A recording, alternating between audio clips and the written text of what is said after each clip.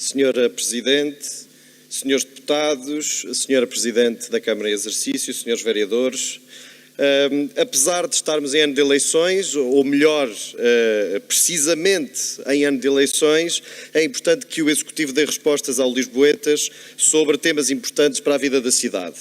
Nos últimos 4 anos as respostas foram parcas, mostrando muitas vezes falta de ambição e, noutros casos, total ausência de visão e de projetos concretos. Por isso, e esperando que desta vez seja diferente, apesar da ausência bem notada do Sr. Presidente da Câmara, farei 6 questões específicas de forma sucinta, tendo em conta o pouco tempo de que disponho. A primeira questão diz respeito à empreitada do Plano Geral de Drenagem de Lisboa, inexplicavelmente atrasada, se pensarmos que é, e cito, a grande obra do mandato de Carlos Moedas, e esta é uma afirmação do próprio. Tendo em conta que a única responsabilidade deste Executivo era executar a obra, pergunto, em primeiro lugar, qual é a nova previsão de conclusão dos trabalhos e, em segundo lugar, que projetos estão em curso de requalificação do espaço público após o preenchimento das escavações e aqui concretamente no eixo da Avenida da Liberdade e na zona de Santa Apolónia. A segunda questão tem a ver com mobilidade. O LIOS, que é uma linha intermodal sustentável, tem sido um tema caro à cidade, nomeadamente as duas ligações ao Oriente e ao Ocidente a partir do Terreiro do Paço. Uma grande linha de elétrico pesado com capacidade superior ao transporte público convencional é uma estratégia fundamental de mobilidade na cidade e de coesão do território. E por isso pergunto, Senhora Presidente, por que foi abandonado o projeto do LIOS Oriental, apesar de haver já condições para uma via segregada na Avenida Infante Dom Henrique, que faria a ligação até ao Parque das Nações? Em segundo lugar, por que foi ignorada a ligação deste eixo fundamental de transporte público ao futuro Vale de Santo António, e não entrarei por esta alternativa ao Ocidente, transformando aquilo que era um eixo pesado de transporte sustentável, substituindo por aquilo que não é mais do que um autocarro. O terceiro tema que gostaria de abordar já não é novo, e tendo eu próprio sido relator de um relatório da 2ª Comissão Permanente sobre a Indústria dos Cruzeiros em Lisboa, gostaria de dizer o seguinte: apesar de todos os constrangimentos e oportunidades que se possam debater em relação à indústria dos cruzeiros, há uma questão que é absolutamente consensual: a eletrificação do cais, permitindo o funcionamento normal dos navios atracados com eletricidade em vez de combustíveis fósseis. Pergunto por isso o seguinte: o que tem feito a Câmara para acelerar esta implementação?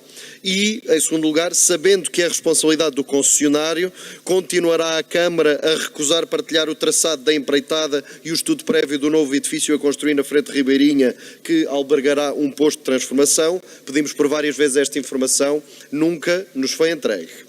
E, por fim, em relação a este tema, pergunto que projetos estão em curso para a mitigação dos impactos desta obra no espaço público e no comércio local, especificamente no eixo entre o Alto São João e Santa Apolónia, que imaginamos nós, não sabemos, porque nada nos foi entregue, imaginamos nós que será o traçado da linha de alta tensão.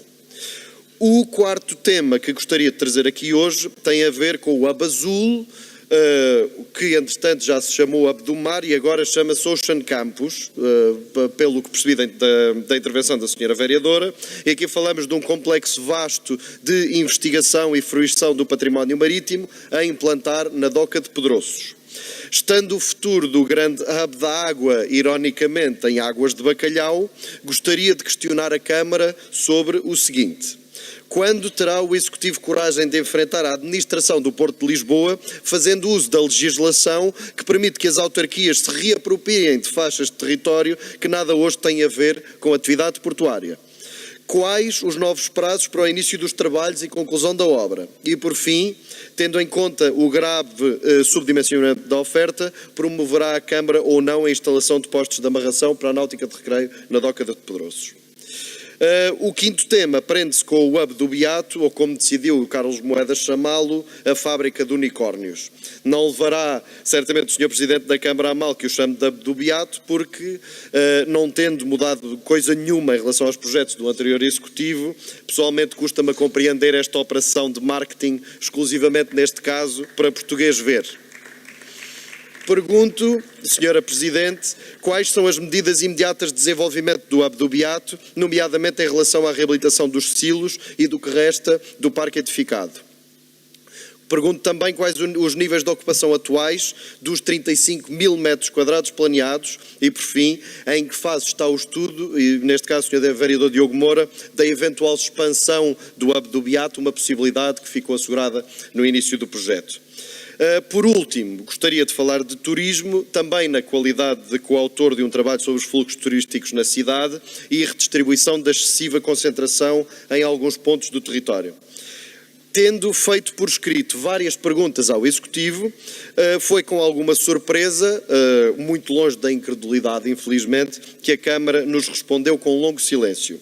Por cortesia ao Sr. Presidente da Câmara, e é importante que isto fique registado, por cortesia ao Sr. Presidente da Câmara, dispensámos a sua audição, tendo em conta que ele é responsável pelo pelouro do turismo, escolhendo formular as questões fundamentais por escrito. Não repetirei as 4 perguntas que foram feitas atempadamente, mas sublinharei o desrespeito institucional demonstrado por esta Assembleia e, em concreto, pela 2ª Comissão Permanente. Deixarei uma cópia do requerimento à Sra. Presidente em exercício, esperando poder incluir as suas respostas no relatório. Se assim não for, o silêncio ficará devidamente registado. Muito obrigado. Obrigada, Sr. Deputado.